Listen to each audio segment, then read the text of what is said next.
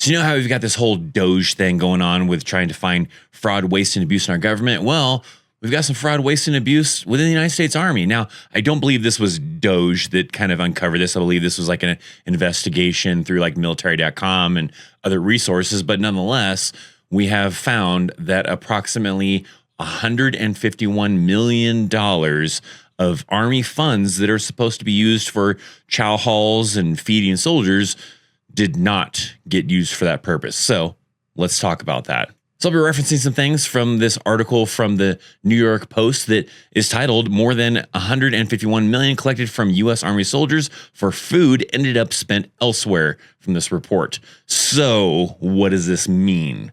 So first off, you need to understand, if you don't already understand, but you need to understand that, the Army gives all soldiers BAS, which is known as Basic Allowance for Subsistence, which is for food, but only certain soldiers are actually allowed to keep that money, because just as the way the system works, it goes out to all soldiers, and then married soldiers, single soldiers that are like officers or higher enlisted NCOs kind of thing, people that are authorized to keep that money, that actually shows up in their bank account. Whereas certain other soldiers that are not authorized to keep it, such as maybe like your average barracks soldier that's single living in the barracks, they are not going to actually get that at their bank account. Now, when they look at their pay stub, they kind of see it on there like it got taken out, but that doesn't come from their basic allowance or their base pay, rather, right? Some soldiers think it comes from their base pay they're getting. That's different. It doesn't work that way. I actually have a video that talks about that if you want to understand a little bit better, but that's separate, right? So they're getting that basic allowance for subsistence and it's coming back out. And when it comes back out, it's supposed to go to a pot of money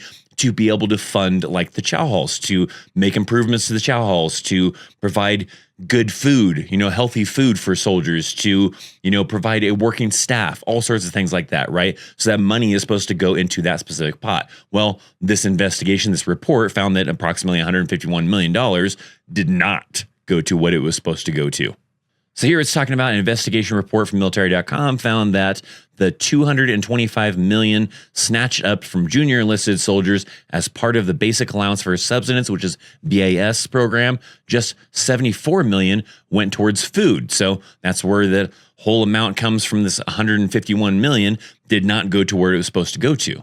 That money is basically going back into a whole pot and being used for other things, maybe being used for equipment, not necessarily, at least I don't believe that, not according to the article anyways, not going to like some general's pockets or some sergeant major's pockets. It's just going back into the pool of funds and maybe being used for other Army related things, maybe, supplies, maybe, equipment, maybe whatever, right? The Army had, where that money was specifically supposed to be allocated towards food and it wasn't.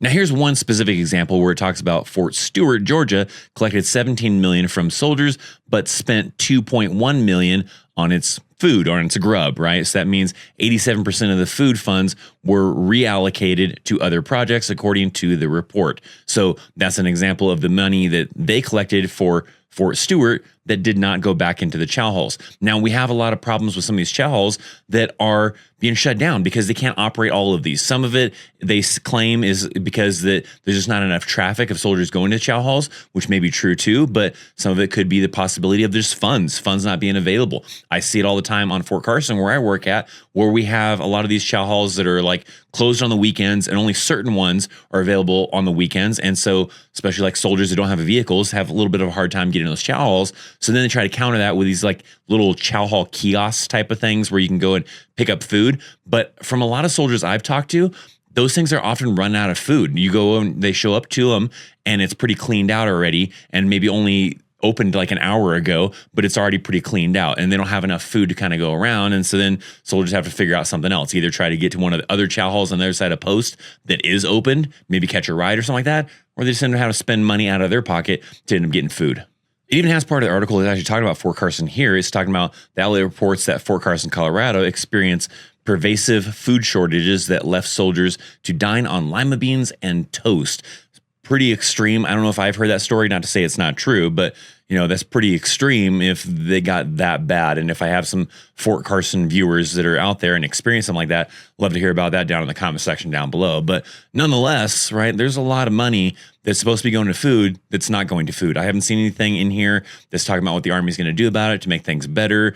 Maybe just give all the soldiers BAS and let them kind of fend for themselves. But I've also heard the argument from a lot of soldiers where they wouldn't want that. They don't like, cooking for themselves. They don't want to kind of rely on that. They'd rather just go somewhere and just get some food. So nonetheless, they got to find some kind of solution for that. If this money is supposed to be allocated for food and for, staffing and everything else like that, then they got to do something to kind of solve it. We got to make sure that our soldiers are being well fed and well taken care of. And this money isn't just going to random Army supplies. So if you want to continue the conversation down in the comment section down below, I'd love to hear from you guys of what do you think about this? What do you think they could do to solve some problems? What have you experienced with maybe food shortages in chow halls or chow halls being closed or whatever?